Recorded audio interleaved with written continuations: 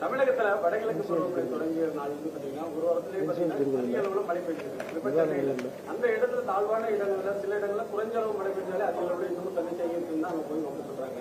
நீங்க பல இடங்கள்ல ஆய்வு செஞ்சுட்டு வந்துட்டு இருக்கீங்க. அங்க உள்ள மக்கள் என்ன சொல்லியிருக்காங்க உங்கள்கிட்ட?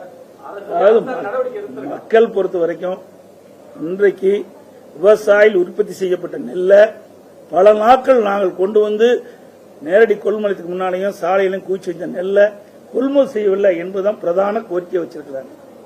இதுதான் மிக மிக முக்கியமா இருக்குது. அதோட அதிமுக ஆட்சி இருக்கின்ற பொழுது விவசாயிகள் வறட்சியால் பாதிக்கப்பட்டாலும் நாங்க நிவாரணம் கொடுத்தோம். புயல், வெள்ளம் இப்படிப்பட்ட இயற்கை சீற்றத்தால் பேரிடி வருகின்ற காலத்தில் விவசாயிகள் பாதிக்கப்பட்டு விவசாயிகள் பயிர்கள் சேதமடைந்தால், விளைச்சல் சேதமடைந்தால் அதற்குண்டான நிவாரணம் கொடுத்தது அதிமுக அரசு.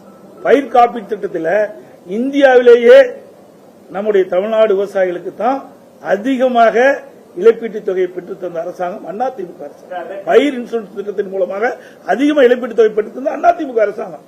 அது மாதிரி விவசாயிகள்லாம் நம்ம போய் பார்க்கும்போது இது இப்படிப்பட்ட ஒரு சோதனையான நேரத்தில் விவசாயிகள் இன்றைக்கு அரசாங்கத்துக்கு கோரிக்கை வச்சிருக்கா எங்களுக்கு இது மாதிரி பல முறை பாய்ச்சிருக்கு இந்த ஆட்சியில எங்களுக்கு இது வரைக்கும் எந்த நிவாரணம் கிடைக்கல என்ற ஒரு கருத்தை சொன்னாங்க.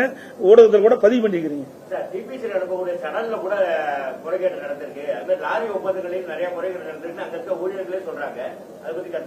சார் இருக்கிற மூட்டை முக்கியம் இதுதான்.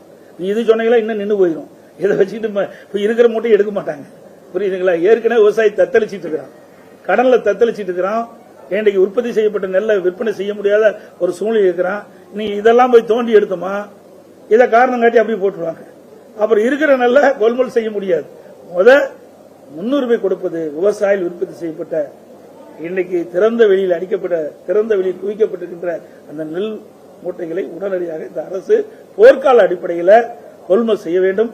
இரண்டாவது, இந்த மழையால் இந்த நெல்மணிகள்லாம் முளைத்திருக்குது. அந்த விவசாயிகள் யாரெல்லாம் இந்த நெல்மணிகள் முளைக்கப்பட்டு பாதிப்படைந்தார்களோ அந்த விவசாயிகள் கண்டறிந்து அவர்களுக்கு தேவையான நிவாரண தொகை வழங்க வேண்டும்.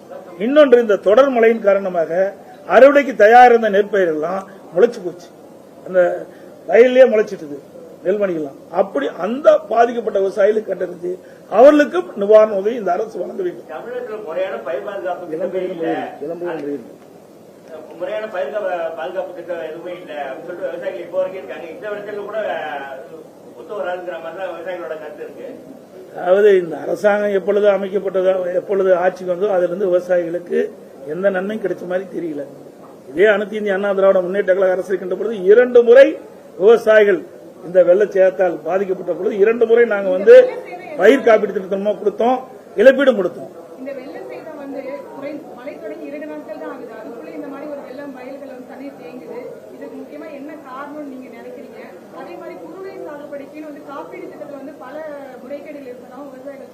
அதாவதுமா அதிமுக ஆட்சி இருக்கின்ற போது நல்லா தூர்வாரணும். தூர்வாருகின்ற பொழுது அந்த தண்ணி எல்லாம் வடிஞ்சிடும். இந்த ஆட்சியில முறையா தூர்வாரல ஒண்ணு. இரண்டாவது, பயிர் காப்பீடு திட்டம் சொன்னீங்க. அதிமுக ஆட்சியிலிருந்து முறையாக பயிர் காப்பீடு திட்டத்தில் விவசாயிகள் சேர்க்கப்பட்டு எப்பொழுதெல்லாம் விவசாயிகள் பாதிக்கப்படுகிறார்களோ, எப்பொழுதெல்லாம் விவசாயிகளுடைய பயிர் சேதமடைகிறதோ அதெல்லாம் கணக்கிட்டு அவ்வப்போது விவசாயிகளுக்கு தேவையான நிவாரணம் அளிக்கப்பட்ட அரசு அதிமுக அரசு. இந்தியாவிலேயே அதிமுக ஆட்சியில் தான் அந்த பயிர் காப்பீட்டு திட்டத்தின் மூலமாக அதிக அளவு விவசாயிகளுக்கு இழப்பீட்டு தொகை பெற்றுத் தந்த அரசாங்கம் அதிமுக அரசாங்கம்.